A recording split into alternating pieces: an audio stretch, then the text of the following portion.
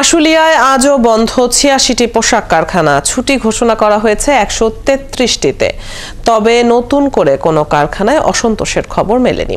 এই অবস্থায় টঙ্গী বেসিক এলাকায় আয়োজিত মতবিনিময় সভায় পোশাক শ্রমিকদের দ্রুত কাজে যোগ দেওয়ার নির্দেশ দিলেন শ্রম সচিব AHM শফিকুজ্জামান।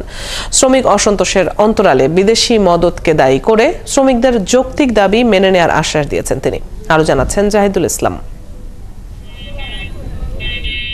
শ্রমিকদের বিভিন্ন দাবিকে কেন্দ্র করে গেল কয়দিন ধরে উত্তাল আশুলিয়া, সাভার ও গাজীপুর এলাকার পোশাক কারখানাগুলো।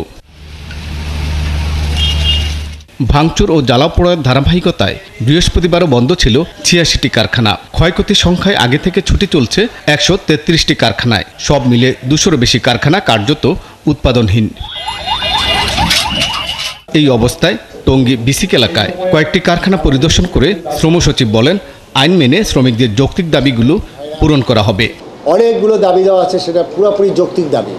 এখন যদি বলে যে কালকেই আমাদের মজুরি বাড়িয়ে দ্বিগুণ করতে হবে, তা সেটা তো আসলে কতটুকু বাস্তবসম্মত, এটা আপনাদের কাছে আমার প্রশ্ন। শ্রমিকদের মজুরি পরিশোধে ব্যাংকগুলোকে ঋণ ছাড়ের নির্দেশ দিয়ে সচিব বলেন, এটি করা গেলে ২-১ দিনের মধ্যেই পরিস্থিতি নিয়ন্ত্রণে আসবে।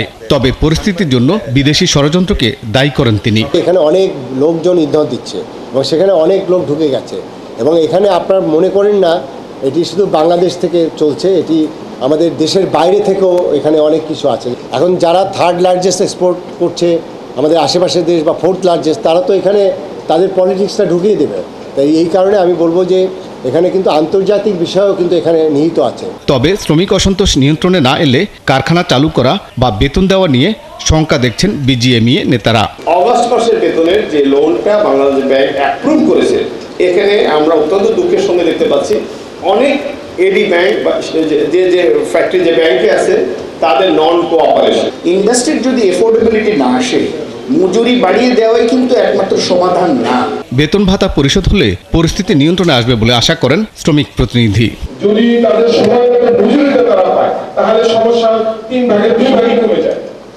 মজুরিটা যদি ঠিকভাবে না হয়, তখনই মানুষের মধ্যে নানা রকমের সমস্যা তৈরি। কারখানা ভাঙচুর ও আগুন দেওয়ার ঘটনায় জড়িতদের দ্রুত বিচারের আওতায় আনার প্রতিশ্রুতি দিয়েছেন শ্রম সচিব। ওই যে মিসক্রিয়েন্ট যারা আছে, যারা এইসব করছেন, তাদের ওখানে। জাহিদুল ইসলাম, ৭১, গাজীপুর।